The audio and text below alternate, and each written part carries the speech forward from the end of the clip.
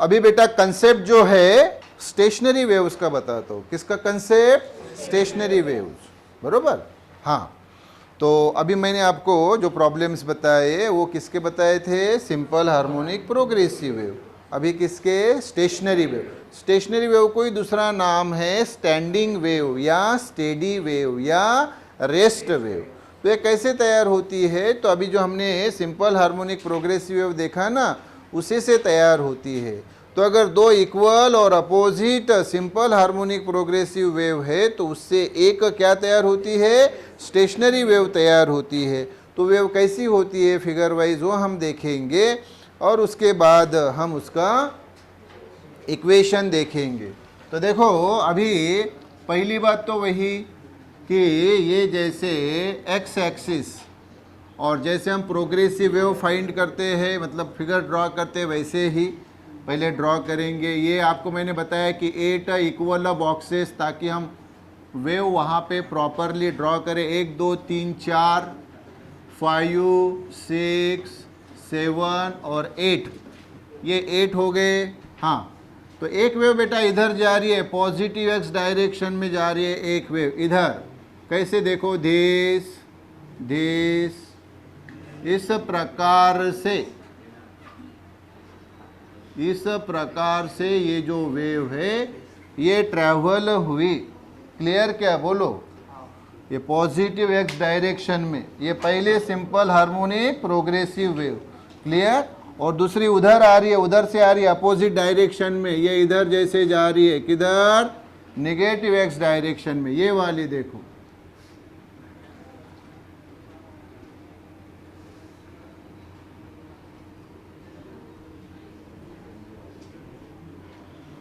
ये वाली। तो ये जो अभी टोटल तैयार हुई है इसको बोला जाता है स्टेशनरी वेव। क्या बोला जाता है?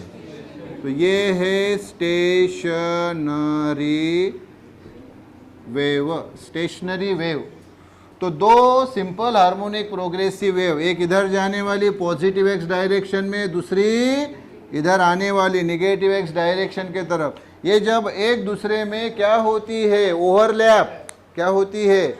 Overlap, interfere, superpose, super impose. Clear? तो उसको बोला जाता है, जो वेव तैयार होती है उसको बोला जाता है क्या? Stationary wave. तो दोनों वेव एक दूसरे को क्या हो रही है बताओ फिर? दोनों वेव एक दूसरे को क्रॉस हो रही है, मतलब इंटरफेयर हो रही है, मतलब ही उनका इंटरफेरेंस हो रहा है, मतलब ही ओवरलैप हो रही है, मतलब ही सुपरपोज हो रही है, मतलब ही सुपर इम्पोज हो रही है, सुपर इम्पोज हो रही है। क्लियर? तो ये सारे शब्द एक ही है। तो जब दो वेव्स एक दूसरे के ऊपर इस प्रकार से सुपर इम्पोज होती है, मतलब एक simple harmonic progressive wave positive x direction में और दूसरी निगेटिव एक्स डायरेक्शन में जाती है, तब एक स्टेशनरी वेव तैयार होती है। अब ये स्टेशनरी वेव में जहाँ पे दोनों वेव बाबू मिली रे बाबू, ये यहाँ पे दोनों वेव एक दूसरे को क्या हुई? क्रॉस हुई। तो इन पॉइंट्स को बोला जाता है नोड्स। क्या बोला जाता है? नोड्स बोला जाता है। क्लियर? और दो नोड के बीच में जो पॉइंट रहता है उसको बोला जाता है एंटी नोड। ये दो नोड के बीच में ये एंटी नोड, इन दो नोड के बीच में ये वाला एंटी नोड, इन दो नोड के बीच में ये वाला एंटी नोड। क्लियर? क्या? तो दो नोड के बीच में जो पॉइंट तैयार होता है वो एंटी नोड। क्लियर? क्या? तो जो नोड पॉइंट है वहां पे दोनों वेव एक दूसरे को क्या हुई? टकराई। तो वहां पे प्रेशर क्या रहेगा? मैक्सिमम। क्या रहेगा? और दो पॉइंट के बीच का डिस्टेंस मिनिमम, क्योंकि तो क्रॉस हो गई। क्लियर? क्या? तो नोड पे क्या होता है? प्रेशर क्या होता है? Pressure is maximum. एंड दो नोड के बीच, मतलब जो डिस्टेंस होता है दो वेव का, हाँ, वो डिस्टेंस दो वेव के बीच का डिस्टेंस इज मिनिमम। और एंटी नोड पे क्या होता है बताओ? प्रेशर इज मिनिमम, क्योंकि देखो दोनों वेव एक दूसरे से क्या है? दूर दूर, है या ना? और वो दो वेव के बीच का डिस्टेंस इज मैक्सिमम। क्लियर क्या? बोलो हाँ, यस। अभी उसमें एक इंपॉर्टेंट बात बताता हूँ। देखो बाबा, ये एक वेव होती है कि देखो ये वाली एक वेव, ये वाली देखो ए वाली एक वेव, तो एक वेव का डिस्टेंस मैंने बताया ना बाबा, एक वेव का डिस्टेंस क्या होता है? लैम्बडा। क्लियर क्या? तो आप देखेंगे एक वेव में यहाँ कितनी, ये जो है ना बेटा, ये वाली ये लूप है रे बाबू। क्या है ये देखो, एक लूप, दूसरी लूप, तीसरी लूप, चौथी लूप, तो ये क्या है बोलो? ये कौन है? लूप है। हाँ, तो मैं अगर बोलूं कि एक लूप का डिस्टेंस कितना, तो क्या बोलोगे आप? लैम्बडा बाय 2 है ना। और एक लूप का डिस्टेंस यानी दो नोड के बीच का डिस्टेंस होता है, तो ख्याल में रखो दो नोड के बीच का डिस्टेंस लैम्बडा बाय 2। इसी प्रकार से दो एंटी नोड के बीच का डिस्टेंस भी लैम्बडा बाय 2 ही होता है। और एक बताओ बरा, नोड और एंटी नोड के बीच का डिस्टेंस कितना रहेगा? तो वो लैम्बडा बाय 2 का आधा, मतलब लैम्बडा बाय 4 रहता है। क्या रहता है? क्लियर क्या? बोलो यस। तो उसके बाद बेटा अभी इसका इक्वेशन तो मैंने बताया, इधर से जाने वाली जो प्रोग्रेसिव वेव है, इधर जाने वाली प्रोग्रेसिव वेव, हाँ, तो पहली वेव उसका इक्वेशन हम y1 लिखेंगे। हाँ, तो क्या है? मैंने आपको प्रोग्रेसिव वेव का इक्वेशन बताया, क्या होता है? a sine omega t minus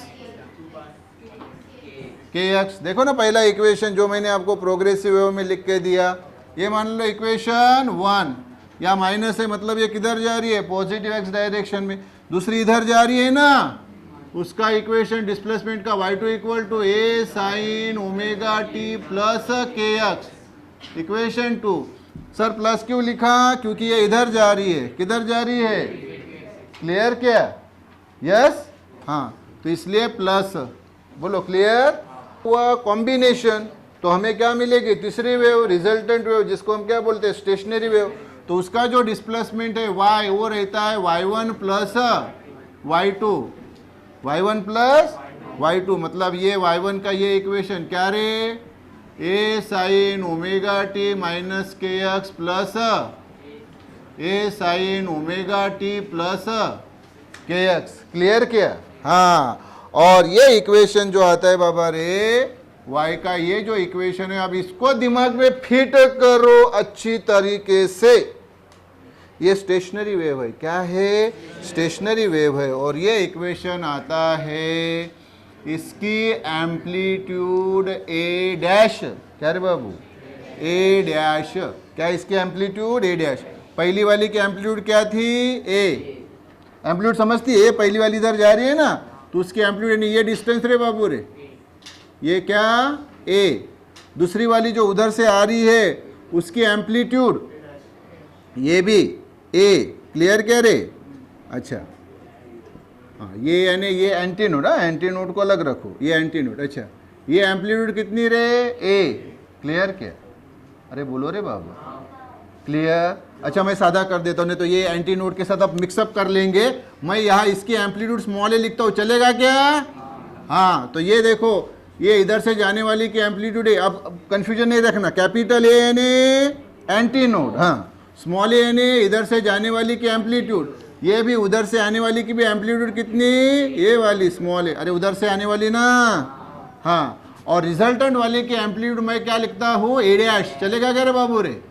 हाँ, तो ये स्मॉल ए, ये स्मॉल ए, और इसकी एम्पलीट्यूड क्या? a dash. तो ये देखो resultant a cos 2πx upon lambda into sine omega T, जहाँ ये वैल्यू अभी बताई मैंने क्या होती है? a dash. क्या होती है? हाँ, तो यहाँ लिख लेता हूँ लगेज, तो वेयर यानी इस फॉर्मूले में ये a डैश दिखा रहे, a डैश इक्वल टू क्या? 2a cos 2πx upon lambda. Clear? तो जब भी आप ये इक्वेशन देखते हैं तो समझ लेना कि ये इक्वेशन किसका है? स्टेशनरी वेव का है। यहाँ एक हिंट आपको बता देता हूँ कि जैसे देखो यहाँ कॉस का एंगल, यहाँ देखो बड़ा क्या है रे बाबा? 2πx अपॉन लैम्बडा, और साइन का एंगल ओमेगा टी। या एक पहले ही बात बता देता हूँ, नहीं तो फिर कंफ्यूजन होता है आपको। ये साइन के जगह आप ये कॉस लिख सकते हैं, और ये कॉस के जगह ये साइन लिख सकते हैं, कोई प्रॉब्लम नहीं। तब भी वो किसका इक्वेशन रहेगा? स्टेशनरी इक्वेशन, स्टेशनरी वेव का इक्वेशन। तो ये इक्वेशन फिर क्या होगा अगर उस फॉर्म में लिखा तो? y equal to 2a sine 2πx upon lambda into cos omega t, clear. और इसकी जो एम्पलीट्यूड है a dash equal to this, और मैं अगर बोलूँ कि ए डैश की मैक्सिमम वैल्यू कितनी, वो तो यहाँ देखे बरोबर ही पता चलता है। कितनी रहती है रे? सिर्फ ये 2a रहती है। क्या रहती है? 2a, यानी ये वाली वैल्यू। और बाकी जो है, जैसे नोड है तो ये 0 रहती है, ये पॉइंट रहा तो फिर बढ़ी, ये पॉइंट ले और बढ़ी, इस पॉइंट के लिए और बढ़ी, इस पॉइंट के लिए मैक्सिमम, अगले पॉइंट के लिए कम हुई, इस पॉइंट के लिए और कम हुई, इस पॉइंट के लिए और कम हुई, इस पॉइंट के लिए 0, इस पॉइंट के लिए और बढ़ी। तो ये देखो, जैसे जैसे x क्या होते जाता है, वेरी हो जाता है, होते जाता है, उसके अकॉर्डिंगली ये जो टर्म है कॉस वाला ये चेंज होते जाता है, और इसलिए ये एम्पलीट्यूड ए डैश भी क्या होती है? चेंज। तो उसकी मैक्सिमम वैल्यू कितनी? ट्वाइस है। क्लियर क्या? तो साधे इसमें अभी मैं आपको बताता हूँ कि इधर से जाने वाली पॉजिटिव एक्स डायरेक्शन में जाने वाली वेव का इक्वेशन है y1 equal to a sine omega t minus k x. उधर से आने वाली निगेटिव एक्स डायरेक्शन की तरफ जा रही है तो उसका equation y2 equal to a sine omega t plus k x. और रिजल्टेंट जो वेव है उसका इक्वेशन y इक्वल टू ये, यही से, हाँ यही से देखो, ए की जगह क्या है? A dash sine omega T, ये के एक्स का टर्म नहीं होता। और ए डैश यानी बताए क्या? 2a cos 2πx upon lambda, ये लिखा भी है वेयर, ये ए डैश यानी 2a cos 2πx upon lambda. और ए डैश की मैक्सिमम वैल्यू कितनी? ट्वाइस है। ये मैक्सिमम वैल्यू और कहाँ पे होती है रे? ये एंटी नोड पे होती है। क्या हो, कहाँ पे होती है? तो एट एंटी नोड। और ए डैश की मिनिमम वैल्यू क्या आएगी रे? ए डैश की मिनिमम वैल्यू 0, और वो कहाँ पे? नोड पे, एंटी नोड और ये नोड पे। क्लियर कह रहे बाबू? ये हुई पूरी कहानी किसकी? स्टेशनरी वेव की। क्या इक्वेशन है फिर स्टेशनरी वेव का सादी भाषा में? y equal to a dash sine omega t. और ए डैश क्या होता है तो ये बताया, twice a cos 2πx upon lambda. और डिस्टेंस वाइज ये जो एम्पलीट्यूड है स्टेशनरी वेव की, ये क्या होती है? चेंज होती है। और यहाँ इक्वेशन में, इसके इक्वेशन में y equal to a dash sine omega t है, तो मतलब समझ लेना कि ये वेव क्या नहीं करती? ट्रैवल नहीं करती। तो इसकी वेलोसिटी क्या रहेगी? 0 रहेगी। स्टेशनरी वेव की वेलोसिटी मतलब स्टेशनरी वेव के जो हर पार्टिकल से इनकी वेव की वेलोसिटी, पार्टिकल की नहीं, किसकी? वेव की वेलोसिटी। किसकी?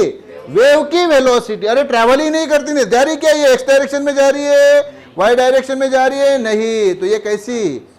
स्टेशनरी वेव है। क्या है?